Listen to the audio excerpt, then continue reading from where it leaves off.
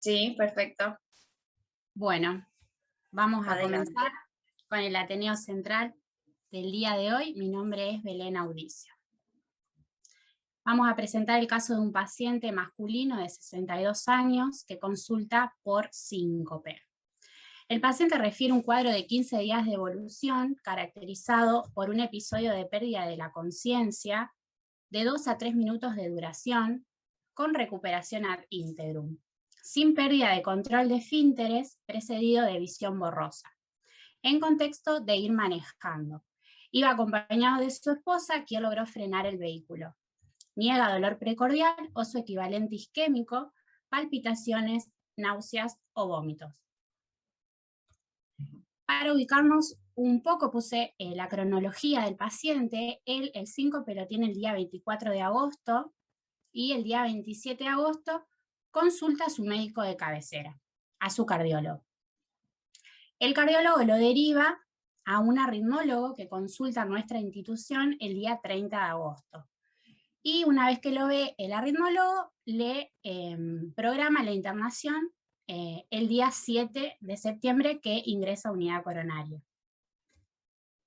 Él, como antecedentes personales cardiovasculares, negaba. No cardiovasculares, presentaba inoculación de 2 dosis de vacuna Sputnik para SARS-CoV-2 y negaba alergias medicamentosas. Como factores de riesgo cardiovascular, el paciente era sedentario, obeso, con un índice de masa corporal de 36, hipertenso desde hace 10 años, pero mal controlado, y venía medicado con valsartán, 320 miligramos día, amlodipina, 10 miligramos día, e hidroclortiazida de 50 miligramos día. En cuanto a sus antecedentes familiares, el paciente refirió que el padre falleció a los 51 años por cardiopatía isquémica, pero no pudimos recabar más datos. El examen físico al ingreso, el paciente impresionaba en buen estado general, lúcido, orientado en tiempo, espacio y persona. En cuanto a los signos vitales, tenía una TA de 118/78 milímetros de mercurio, una frecuencia cardíaca de 76 latidos por minuto, una frecuencia respiratoria de 17 y una temperatura de 36. El resto del examen físico se encontraba dentro de los parámetros normales. Resumiendo, se trata de un paciente de 62 años con antecedentes familiares positivos para cardiopatía isquémica e hipertensión arterial mal controlada.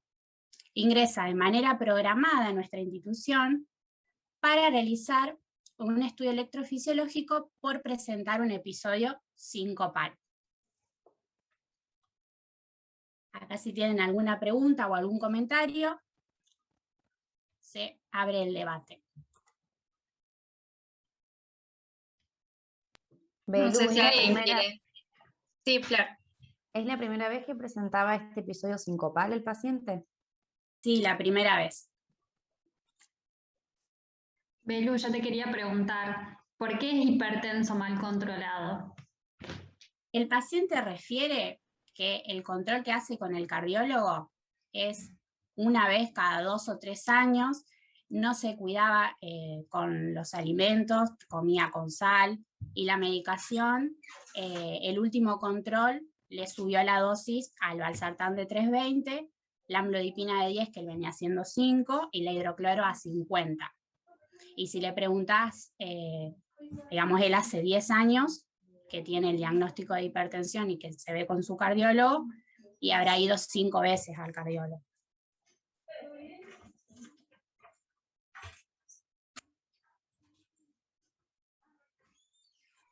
Más allá de que no vimos el electro, ¿alguien hubiera tomado otra conducta en vez de hacerle directamente un estudio electrofisiológico?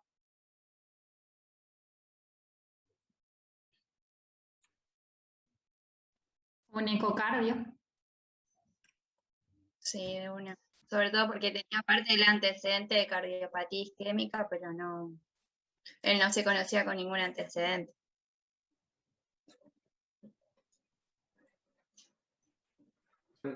Falta de aire no presentó en ¿Sí? ningún momento, ¿o sí? Bien. No, negaba. Belu no estaba haciendo ninguna medicación, además del valsartán, no había intercurrido con ninguna otra farmacología, drogas ilegales, No, cualquier cosa. nada.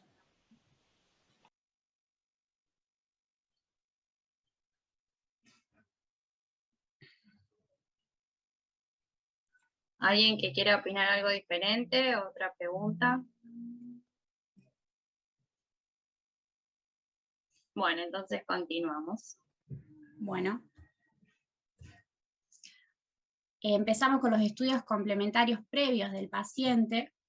En el electro número 1 es un electro que se hace en consultorio de su cardiólogo de cabecera, paciente asintomático en un control anual, que fue ahora en mayo de este año, donde podemos observar que tiene un ritmo regular, sinusal, una frecuencia cardíaca de 70 latidos por minuto, con un PR conservado de 160 milisegundos, un QRS de 100 milisegundos, un QT de 360 milisegundos y un eje de menos 30. Acá podemos observar en D3 y en ABF que presenta RS y además en D3 una onda T isoeléctrica, y también podemos observar que tiene una imagen de bloqueo de rama derecha. En B1 se puede observar RSR seguido de una onda T negativa. En el electro número 2 es el electro también en consultorio de su cardiólogo, pero post-síncope, que es del día 27 de agosto.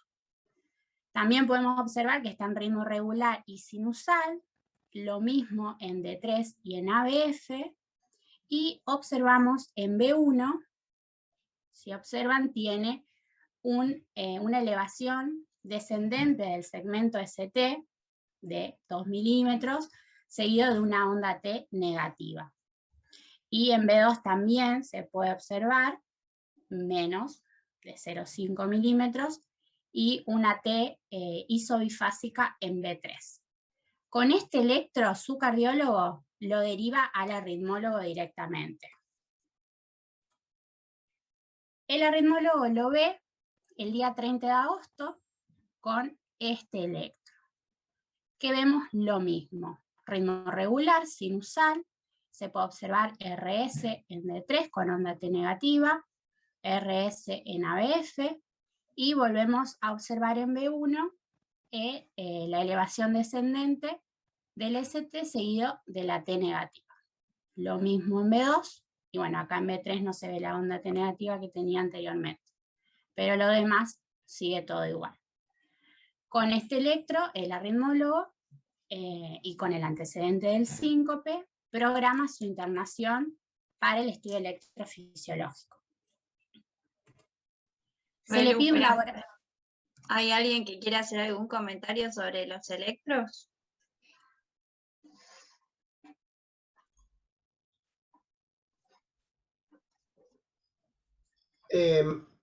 Buenas tardes a todos. Hola, Germán. Si se plantearon o si en algún momento el arritmólogo le llamó la atención, digamos que tenemos un bloqueo de rama derecha con un eje a la izquierda, y que no estamos en presencia de un hemibloqueo anterior, por lo tanto, por ahí hay que ver si eso se está debido a algo en particular, si en algún momento se han planteado de que puede haber una morfología tipo Brugada en lo que es B1 y B2, o sea, que se puso más de manifiesto en el segundo electro. Bueno, no sé por ahí el resto de los antecedentes del paciente, si tiene antecedentes de muerte súbita y demás, porque llegué tarde al seminario. Simplemente eso, si se prestaba algún análisis del electro en particular a lo que tenemos hasta ahora, más allá después de lo que tenga el paciente, que no sé lo que es, o la actualización. Sí, él consulta a su cardiólogo de cabecera por un episodio de síncope. La primera vez que tenía el episodio sincopal, lo va a ver al cardiólogo de cabecera, le realiza este electro, que es el número 2, y con este electro lo deriva al arritmólogo, que le hace este electro. Con el episodio sincopal y con el electro lo manda, le programa la internación para un estudio electrofisiológico. No sé si responde a tu pregunta. ahora lo vamos a ver. Directamente, o sea, se planteó un estudio electrofisiológico, o sea, evidentemente estamos hablando acá de una, tal vez, o sea, más que un trastorno de conducción que se podría haber agravado, a lo mejor en el estudio electrofisiológico lo que pretenden también es hacer una estimulación y ver o descartar alguna taquiarritmia que sea inducible, me refiero. Me imagino que por eso lo internaron. Exacto, ahora lo desarrollamos. Bueno, él ingresa el día 7 de septiembre, se le pide un laboratorio donde tenía una hemoglobina de 14,7, un hematocrito de 42, glóbulos blancos de 7.380, tiempos normales, una creatinina de 1,12 miligramos decilitro, que el valor de corte en nuestro laboratorio es hasta 1,1, urea de 70 miligramos decilitro, que el valor de corte acá en el laboratorio es de hasta 45, glicemia de 112 miligramos decilitro. Calcio de 8,9, cloro de 102, magnesio de 2,10, un potasio de 3,65 y un sodio de 137. Todos dentro de los parámetros normales. Se le pide además un hepatograma, que también se encuentra dentro de los parámetros normales, una hemoglobina glicosilada de 5%, hormonas tiroideas normales, una uricemia de 8 miligramos decilitro, que en nuestro laboratorio es hasta 7, un colesterol total de 179, un HDL de 43, triglicéridos de 93 y un LDL de 122. Se le pide además un antígeno y PCR para SARS-CoV-2 que fueron no detectables.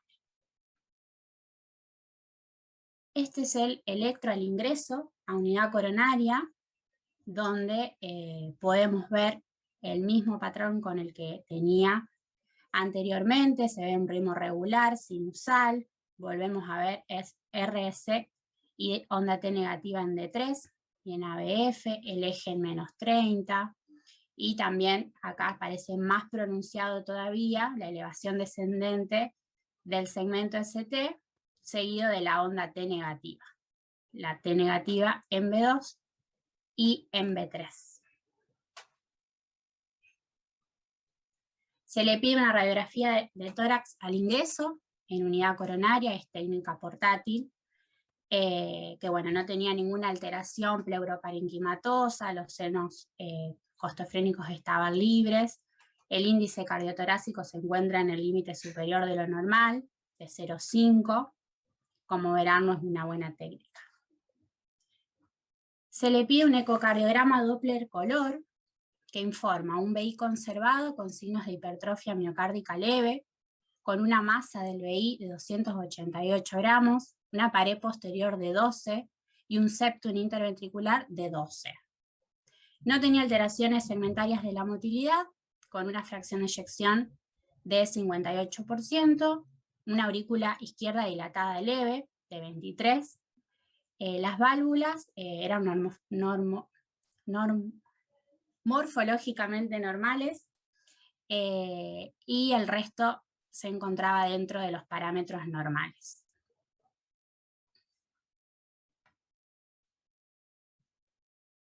Bueno, en cuanto al tratamiento inicial, las indicaciones al ingreso fueron un plan de hidratación de solución fisiológica de 1000 mililitros en 24 horas endovenosa, un protector gástrico, que acá se le indica ranitidina, de 50 miligramos cada 12 horas endovenosa, y se le repuso su medicación habitual, que era la amlodipina de 10, la hidroclorotiazida de 50 y el valsartán de 320.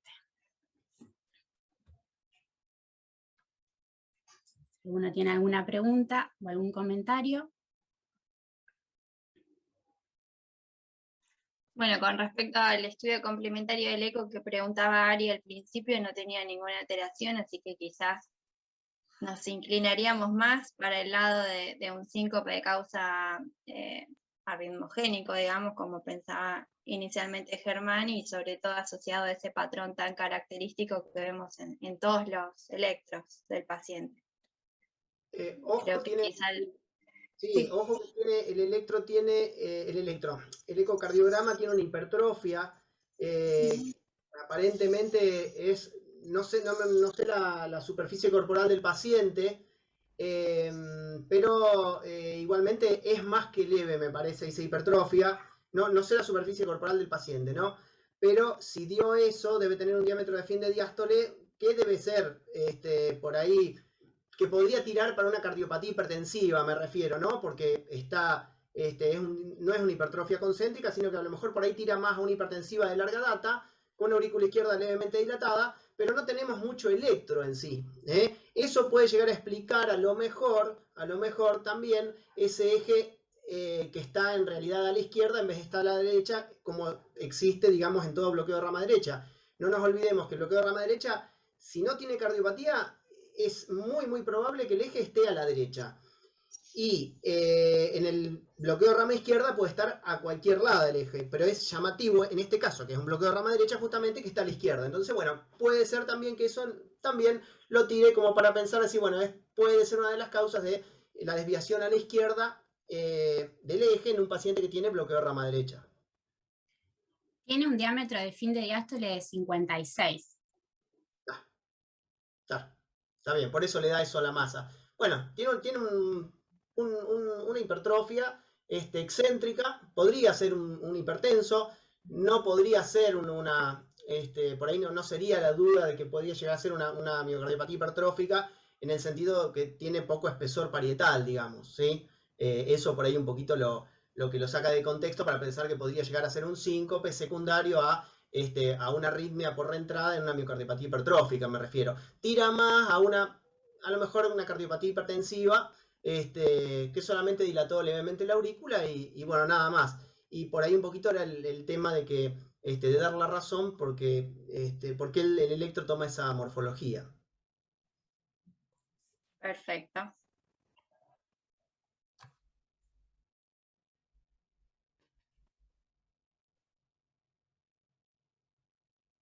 Bueno, no sé si alguien quiere opinar algo más. Bueno, continuamos, Belu. Bueno. Al paciente se le realiza el estudio electrofisiológico. Acá vemos la imagen del electro en hemodinamia. Vemos cómo al principio su electro basal con el patrón que veníamos viendo en sus electros. Luego se produce la estimulación programada con estímulos en el ápex del BD y se puede observar claramente la aparición de una arritmia ventricular, de una fibrilación ventricular. Acá vemos el segundo electro, que viene la fibrilación ventricular, es autolimitada de segundos de duración, y luego tenemos su electro de base. Estamos frente a una patente electrocardiográfica compatible con un síndrome de Brugada tipo 1, con una función sinusal normal y una conducción auriculoventricular que tiene una leve prolongación del intervalo His ventricular. Bien. Belu, acá el doctor Torres pregunta si se puede saber el QT medido y corregido. Entiendo que tiene que ver con los electros quizás del principio, después los podemos volver a ver. Si no me equivoco, había cierta variación de frecuencia cardíaca entre un electro y el otro, por lo cual no deben medir exactamente igual. Pero bueno, ahora después lo vemos. Por lo que recuerdo, era conservado. Sí, en uno tenía los principales, tenía 360, y después en el que le hace el doctor de 400, pero nunca fue más de 400, tampoco ningún electro acá en unidad coronaria. Perfecto. Bueno, el tratamiento para este paciente fue el implante de un cardiodesfibrilador que se implantó en región delto pectoral izquierdo, se realizó bajo punción de vena subclavia izquierda, fue de marca Biotronic, ProRMI, quedó en modo DDR, con una zona de fibrilación ventricular que se activaría cuando pasa de encima de los 180 latidos por minuto, y quedó también una zona de monitoreo entre los 140 y los 180 latidos por minuto. Se le realizó una radiografía de tórax de control, frente y perfil. En la primera imagen, la radiografía de frente, se puede observar el implante del CDI en proyección al emitórax izquierdo, donde se pueden observar los catéteres que fue bicameral. En la segunda, que es la radiografía perfil, vemos el correcto implante de ambos catéteres. Tenemos el catéter ventricular, que se implantó en el ápex del BD, y el catéter auricular en la orejuela de la aurícula derecha. Este es el electro del alta del paciente, que volvemos a observar la misma patente de Brugada tipo 1. El tratamiento al alta se le indicó su medicación habitual, profilaxis antibiótica con cefalexina de 500 miligramos cada 6 horas bioral hasta completar 48 horas, y control por consultorio externo con el arritmólogo.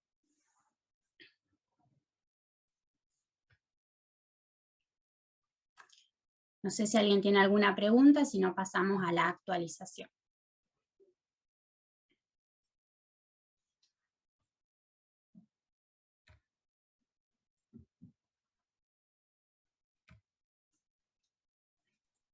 Bueno, si no hay ninguna duda, continuamos. Bueno.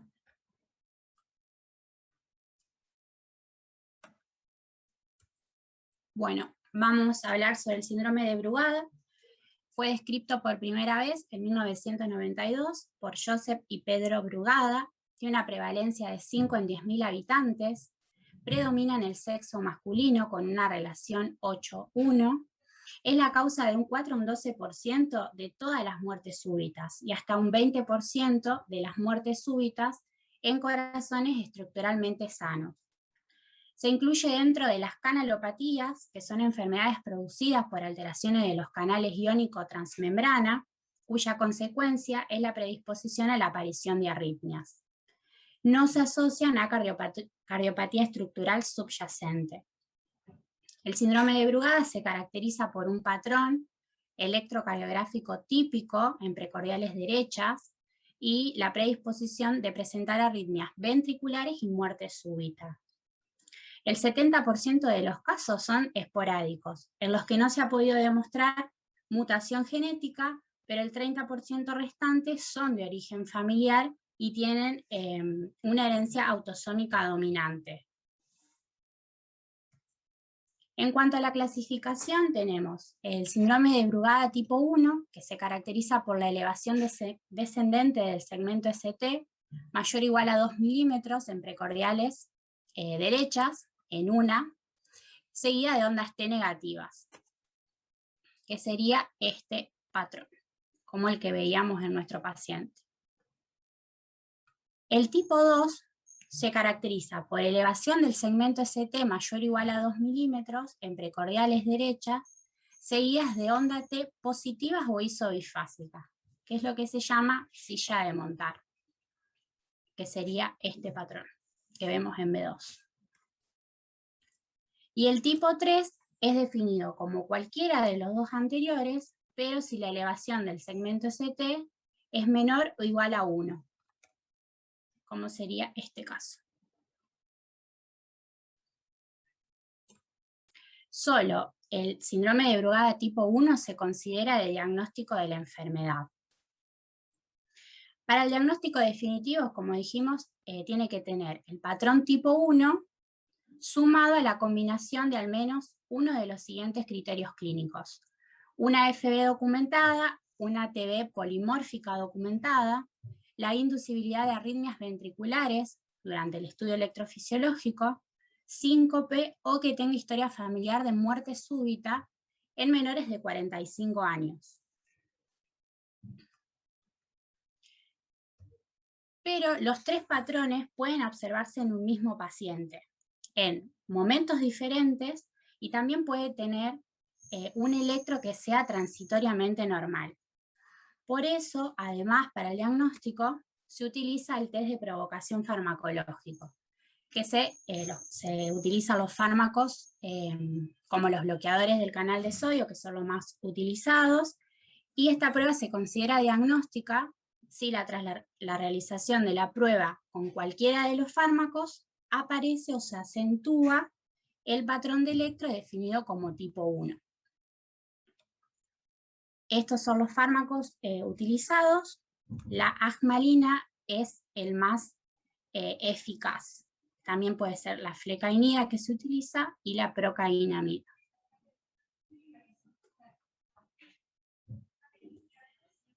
Bueno, en cuanto a las manifestaciones clínicas, la mayoría permanece asintomáticos.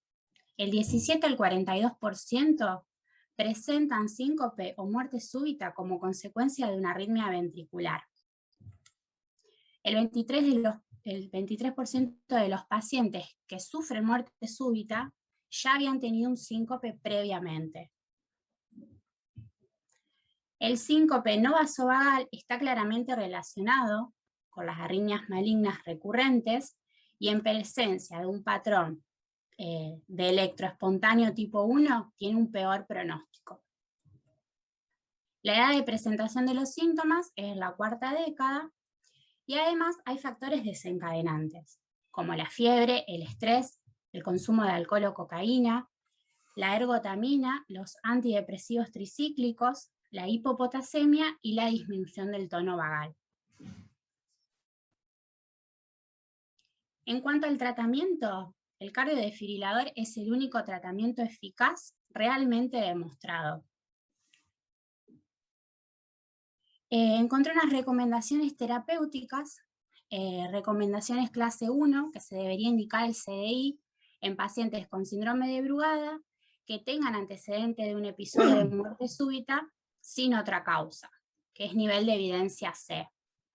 Se debería indicar CDI en pacientes con síndrome de Brugada que tengan elevación espontánea del segmento ST en precordiales derechas y que tengan el antecedente de un síncope que sea de origen cardíaco. También es nivel de evidencia C.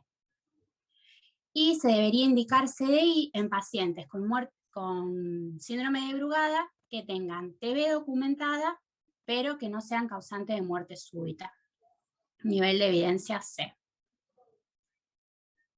Recomendaciones clase 2A. El implante del CDI es razonable en pacientes con síndrome de Brugada, con elevación del segmento ST, que es inducida por fármacos, y que además tengan antecedentes de síncope de origen cardiológico. También nivel de evidencia C. El implante del CDI es razonable en pacientes con síndrome de Brugada, que sean asintomáticos, pero que tengan elevación espontánea del segmento ST y con TB o FB inducida por estudio electrofisiológico. Y el uso del isoproterenol y la quinidina pueden ser útiles en el tratamiento de las tormentas eléctricas en pacientes con síndrome de Brugada. Clase 2B, el implante del CDI es razonable en pacientes con síndrome de Brugada asintomáticos que tengan elevación del segmento ST y además historia familiar de muerte súbita, con TB o FB inducida por estudio electrofisiológico.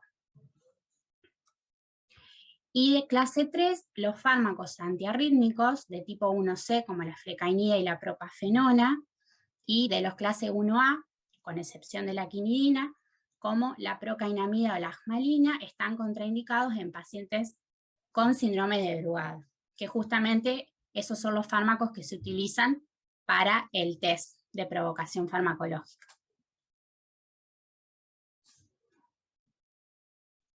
En cuanto a las recomendaciones para el manejo clínico, recomendaciones clase 1, se debería informar al paciente portador de patrón de síndrome de Brugada sobre la acción de drogas que pueden favorecer a la aparición de arritmias. Es nivel de evidencia C. Cuanto a la clase 2A, la realización de un estudio electrofisiológico con estimulación ventricular programada puede ser de utilidad para estratificar el riesgo en aquellos pacientes que son asintomáticos, pero que tienen un patrón tipo 1 espontáneo.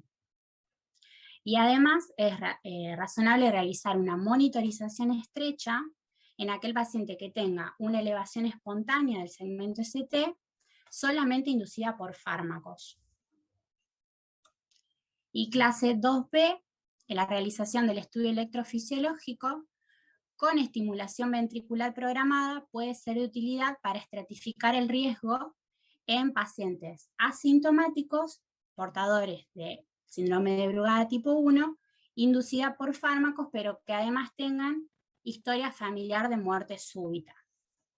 También es nivel de evidencia C. Acá puse algunos fármacos que estarían contraindicados, los antiarrítmicos, como ya nombramos, como la ajmalina o la flecainida, la propafenona o la procainamida. Drogas psicotrópicas como la amitriptilina y el litio. Anestésicos o analgésicos como la procaína y el propofol. Y otras sustancias como el alcohol, el cannabis o la cocaína. Acá hay un esquema que simplifica lo que estuve diciendo anteriormente. El paciente sintomático con muerte súbita recuperada es indicación de CDI, es clase 1. El paciente con síncope de origen cardíaco y que presente un electro tipo 1 espontáneo, también es indicación de CDI clase 1. Y en aquel paciente con un síncope de origen cardíaco y que tenga un electro tipo 1 tras la realización farmacológica, también es indicación de CDI, es clase 2A.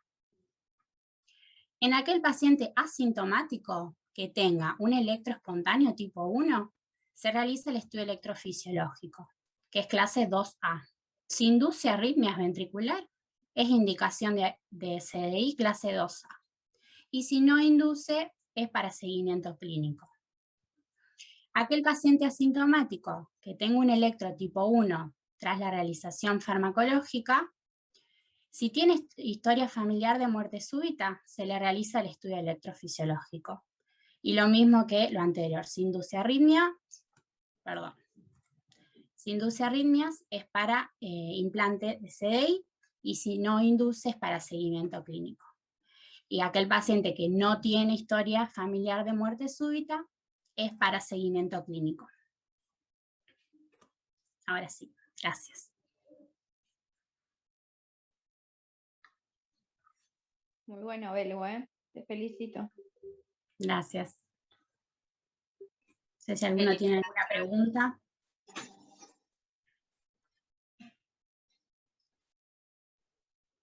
Sí, muchas gracias, doctora. No sé si me está escuchando. Sí, lo escucho. Ah, bueno, interesante. Le comento algo porque hace varios años vino el doctor Brugada acá a Rosario, al Hotel Ariston. Lo trajo la doctora Valentino, arritmóloga, que se había formado con él. Y tuvimos una pequeñita charla en sus principios. Esto debe ser más o menos 10 años. Y una de mis preguntas como electrocardiografista es qué prueba podíamos usar en el consultorio, aparte de medir el QT y calcular por raíz cuadrada el QT corregido, que podría realmente mejorar esa imagen o aclarar un poquito más la cosa. En ese momento él utilizó dos cosas que siempre se han utilizado, que es la tensión isométrica y la hiperventilación. Y contó que realmente había conseguido mejorar la imagen, y así había empezado en sus principios con su hermano a investigar esta patología con esto que usted presentó hoy, ¿no? Realmente un caso muy interesante y le agradezco la información. Muy amable. Gracias.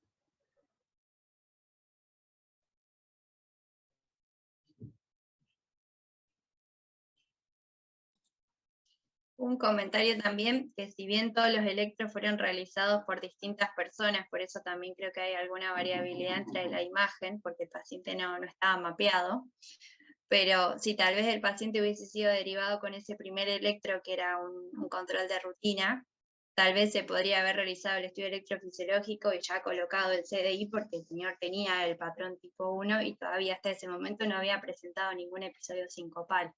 Entonces, qué importante es ser detallista o prestarle atención a esos patrones que a mí por lo menos me asustan, pero sí es importante para el paciente poder tener esa buena interpretación del electro, que es algo tan simple, y que bueno, por suerte esto terminó con un paciente con un CDI, porque el síncope lo presentó en el auto, podría haber sido terrible, terminó con un buen final, pero bueno, me quedo de este caso con eso, ¿no? De prestarle mucha atención a esas imágenes, sobre todo en el tipo 3, que quizás vemos un montón de pacientes con esa imagen que no nos llama la atención. Entonces, bueno, darle realmente importancia a esas alteraciones que a veces las pasamos por arriba y que, bueno, realmente le pueden salvar la vida al paciente, a su familia, si va en el auto, al resto de la gente que maneja, y bueno, cuántas cosas pueden pasar, ¿no? Pero tratar de prestarle atención para que esto realmente no suceda.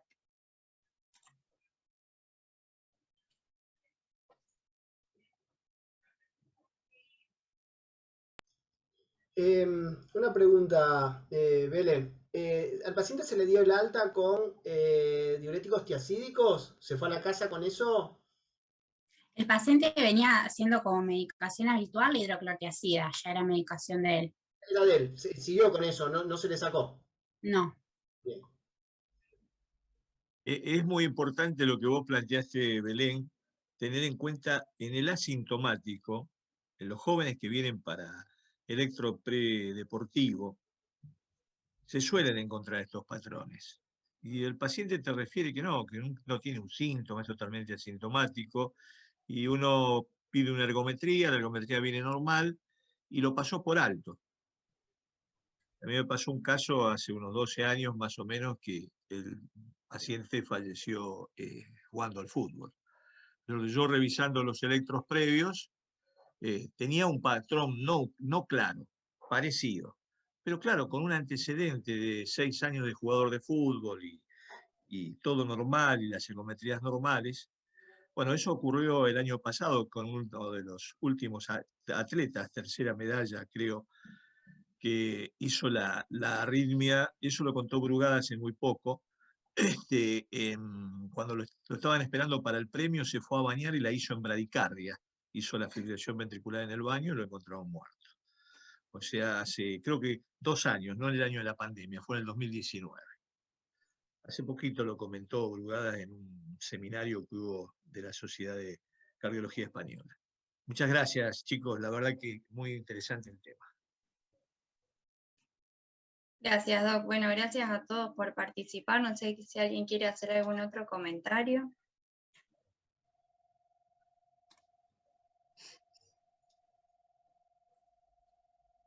Felicitaciones, Belu, por lo que me pude ver unas poquitas. Bueno, entonces damos por... Sí. Muy lindo.